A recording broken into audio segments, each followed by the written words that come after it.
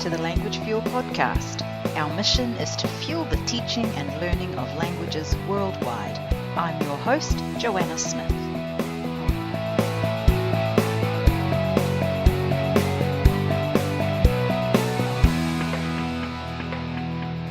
Hello and welcome again to the Language Fuel podcast. We are up to episode number 39.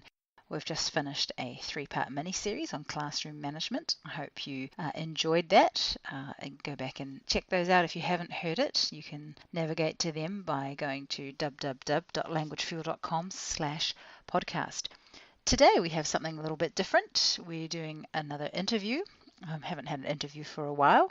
Today I will be interviewing Jo Bell. Now Jo is an assistant director of studies at one of the language schools here in Auckland in town, but as you'll hear from her accent, she doesn't come from New Zealand originally, so she does tell us a little bit about her background in the UK and how she got into language teaching. I met Jo at a teacher training day probably about a month ago now. Both her and I were presenting on, doing some teacher training, and we actually had sessions at the same time. So I was unable to attend her session, but I had thought it might be very interesting to do so. So instead, I've invited her onto the podcast, and we discussed what her topic was about, which is Dogme ELT. I didn't know where the name come from. She does explain that in the interview. Another way to talk about it is teaching unplugged. So getting away from resources and focusing on your students. It's a really neat kind of method of teaching a language. And obviously she's talking about it in terms of English language teaching, but exactly the same principles would apply for sure to teaching any language. So I hope you enjoy this interview with Jo, and I hope you take out a couple of nuggets, and I will see you next time. Enjoy. All right, so welcome Jo to the podcast today. Thank you. Thank you for coming out. It's really nice to have you Thanks here. for having me. So we've got a couple of questions and we'll just get straight into it. So Okay. My first question for you is, tell us a little bit about your background. How on earth did you get into teaching English in the first place? Well, I think like many people, I initially started out wanting to live and work abroad, and I saw it as a path to do that. Yeah, and that's definitely really common, eh? Yeah, so after uni, I kind of took a map out and thought, well, where do I want to go? And Thailand just kind of stood out as seeming exciting and exotic. Yes. And so I thought, oh, let's go for it. So I did that. That was my first teaching job. Wow. In Thailand. Had you sort of qualified with training before you left? No, not at Nothing. all. So Okay. I just went with a bachelor's degree. Yep. And Straight just into it. jumped straight into it. Yeah. What was that like in terms of like landing in a new country and suddenly having this job? So I'm assuming you hadn't done teaching before that. No, I had no idea what I was doing, to be Right. honest. Yeah. And it was a really steep learning curve. Yes. And it would definitely have helped if I had had training Yes. before I started. A lot of people say that. Yeah. Funnily enough. Yeah. Yeah. But I just went in with enthusiasm and just did the best I could, and it was a lot of fun. I was teaching in a primary school, so age 4 to 12. Nice. Do you like that age in general? I haven't taught that age since, Okay. but not really because I don't like it. Just Circumstance. Circumstances led me to teach adults. Okay. But I think you definitely need a lot of energy for that age group. Yeah, I'm sure that's right. And I suppose you would have just learned a huge amount on the job, right? Even though you don't have formal training at the time, you pick up a whole bunch of stuff, right? And figure out quickly what works and what doesn't work. Well, I learned very quickly about what the students would enjoy. Yes. And which is great. Yeah, they're very honest, and if they're not into it, they're not going to do it, and they're not going to pay attention. And with 30 kids in a class, I really needed to make sure that I held their attention. Yes. And that they were doing something that they enjoyed. Yeah. So that was quite a major part of planning and decision making, was what they would enjoy. Yeah. Cool. So then what was the next step? So how long were you in Thailand then? I just did that job for 6 months. And when I went back to the UK, I did a couple of other things, and then ended up training to be a language teacher. So I did the CELTA. After that, I worked in the UK initially, and then went to Australia and worked there.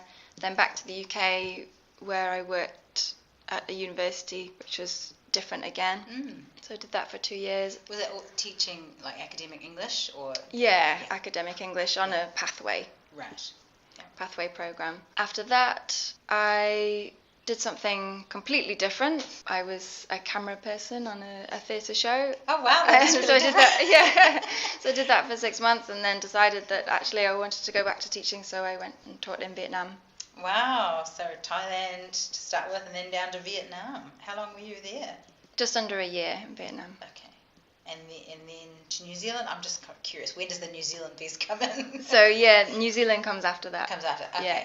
Right. So how long have you been here in New Zealand now? I'm just trying. I've been in New Zealand 5 years. Okay. Yeah. So that's quite a good chunk of time. Yeah. And a couple of different language skills we were talking earlier. Yeah. Yeah. Yeah.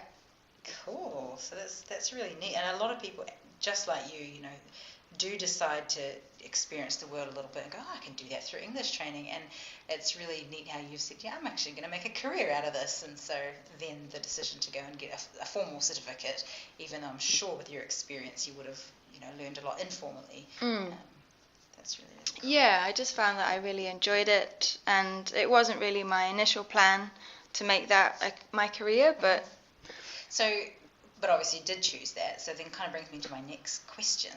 What is it that you like about language teaching? Like, why did you then make that decision to say, yeah, this is what I'm going to do? well, not to sound too cliche, but I just find that I really like going into a room with people from all over the world with completely different cultures, different personalities, and your challenge is to make that melting pot work somehow, to try and get them further towards their learning goals, to get a positive classroom dynamic. I just really like that challenge, and I find it rewarding and enjoyable, and every day is different. Yeah, I love all those things as well. Love that whole melting pot thing when you can get them working together with complete strangers, totally different cultures and language backgrounds, yet, you know, they're here together in a class, and definitely understand that. And the big question, do you know any other languages? I haven't learned a language for a while. I did study French at school, and whilst in Thailand and Vietnam I picked up the basics, just survival language really. But I haven't since then. I mean, I guess there's much more motivation when you're in the country, you know, to be learning and picking up the phrases and so on. Yeah, definitely. You would have to put in that much more effort now that you're not on site. So. Yeah. So the reason mainly why we've asked you here is because, you know, when we were doing that teacher training day a few weeks back, I saw your topic, Dogme. Is that even how you say it, Dogme? Dogme? I think it's Dogme, but Dogme. I think so, yes. Right, okay. So I wasn't even sure how to pronounce it. It is quite a strange name. Yes. Teaching Unplugged makes a little bit more sense. It does make more sense, and I think they're more inclined to use Teaching Unplugged now. It did start as Dogme. Okay. That was the name that it started as, but now I've noticed that articles and resources and books, they're using the name Teaching Unplugged. Okay, probably because it's a little bit more transparent. Yes. So, you know, I was unable to attend your session, but I got the handout and I was quite interested. So I wondered if you'd just kind of talk us through what is Dogme, or Teaching Unplugged, shall we say? Yeah, so how does that work? Well, it's basically 3 main principles underlying it. So the first one is that it's conversation driven. So that means that Dogme puts conversation at the forefront of the lesson. So rather than having it as the end product after your input or grammar or vocabulary focus, that is the main event, and the conversation provides the raw material, as it were, for you to focus on the form afterwards. Would you still plan that you were hoping to get to a particular form, like a particular structure or something? Yes, yes, you can. And that you decide on the activity or the speaking topic. Yes. And because structures are likely to come out of certain activities. Certain genres and topics and things. Exactly. Okay. So, for example, if you're planning an activity that's going to talk about life experiences, then you'd expect the structures to be present perfect and past simple. Have you ever... Okay, cool. Yeah. So you start off, or I guess driven, you drive the lesson around a conversation. That's right, yeah. Yeah. So the reason for that is that the people that started Dogme believe that the lesson should be a social event, which builds the students' confidence and helps to develop students' identities as English speakers. Because when you learn a new language, you kind of lose some aspect of your personality because you can't express yourself. That's right. Yeah. As you normally can. So they found that if you've got genuine conversation and genuine communication that's personalized, it helps to develop that. Yeah. And it seems real life too, because in real life, why are you learning a language? Not to know grammar rules, but to speak with people. Exactly. Yeah. One of the really important things about the Dogme approach is that the conversations are personalized and they're relevant to the students that you've got in the room. Yeah. And many people think that if the conversation or if the material is truly, truly relevant, then it's going to mean more to the student and it's going to trigger the learning. Yeah, absolutely. So the context is their whole life, really. It's themselves. Yeah. It's very personal. That's awesome. Yeah. So moving on to the second part is materials light is one of their principles. So that means you're taking away the materials overload. I think especially when you just starting out as a teacher, I found that I did this. You kind of walk into the classroom with armfuls of handouts and yes, piles of paper. Piles of paper, and you massively overplan. Yeah. And that means that often the speaking is a bit neglected. Yeah. So the theory is that if you take away the materials overload, then you're opening up the space. Yeah.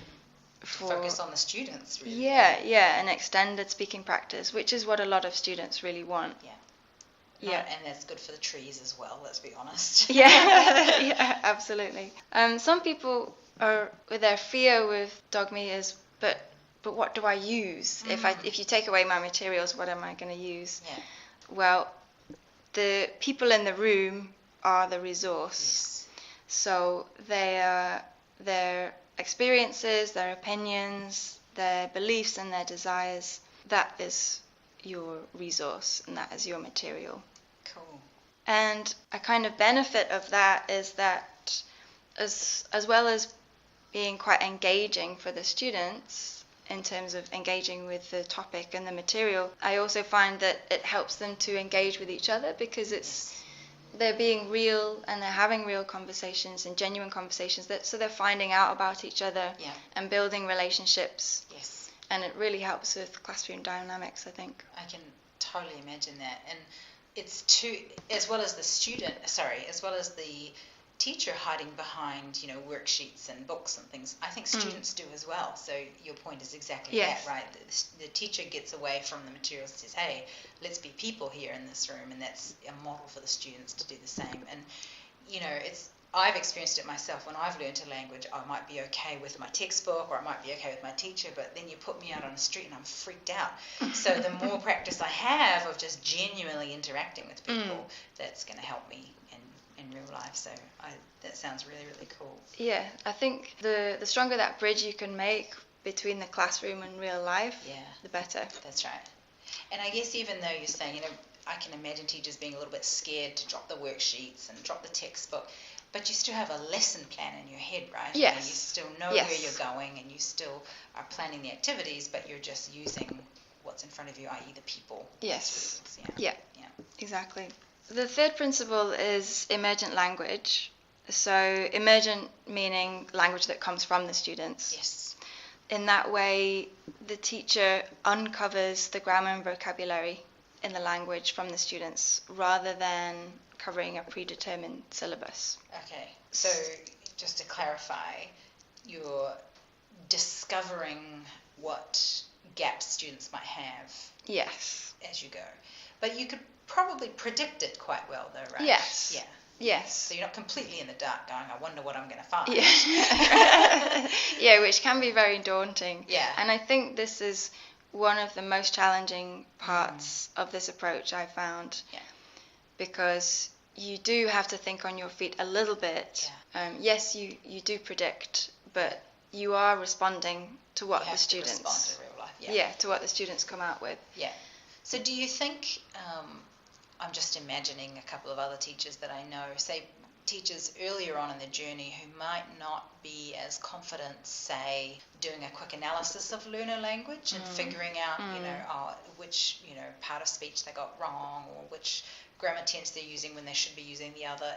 If that stuff isn't automatic yet in a teacher's experience, is this a little bit hard? It is a little bit hard, to be honest, but you can choose carefully the activities that you're going to do. Right. And if you're doing it alongside a course book, if you choose an activity that can run alongside the material in the course book and the grammar structure that you've covered, then you're well prepared, because it's really just an extended speaking practice for that structure. Got it. So I guess that was one of my big questions, is kind of the context of when you would use this. So you're saying you can still work through a textbook, like if you've got a set curriculum, maybe working towards an exam or something, but this would be a way of bringing it to life. Yes. Really helping the students be authentic and just cementing that stuff in really great ways. Dogme or Teaching Unplugged is, you can use it as little or as much as you want. Yes. So the main advocates, Scott Thornbury and Luke Meddings, put it as, you can go full Dogme or just have Dogme moments. Right. So I think that is more realistic for many teachers, because you do have the restrictions of working from a course book or working through a syllabus most of the time. So it is just a way to bring it to life, build that bridge to the outside world, and focus it, personalize it for your students. Cool. And you mentioned Thornbury Meddings, and there is a resource here, so I can put that in on a link so people could see that. Yes. And I'm assuming they give some examples of how that might kind of work. Well, Teaching Unplugged is a book full of activities. Right. Okay. Got it. So examples of how you would walk in the room, and this is the kind of conversation. Yeah. Exactly. Yeah. Awesome. Yeah. So for each activity, it's set up with stages that sets out pretty clearly how you would run the activity. Right. So it's not walking into the dark completely. Yeah. There is still a structure there, but it just kind of turns it on its head, I guess. Love it. Yeah. And so, like, we're just looking at the back of your handout now, and it even has phases, for setup and then let it run and rounding it off. So this, again, although you're not necessarily paper-based, you're very much planned. And I think that gives a sense of security to a teacher when they've got a good plan. Yes. But the whole method in itself means you need to be alive and responding to your student, which I love. It's, I'm wondering, in your experience, because obviously you've trained other teachers in this method, does it suit different teachers' personality types? Like, I'm just wondering, some teachers love that, fly by the seat of their pants. I'm one of those, and so I would probably really enjoy this, whereas I think others less so.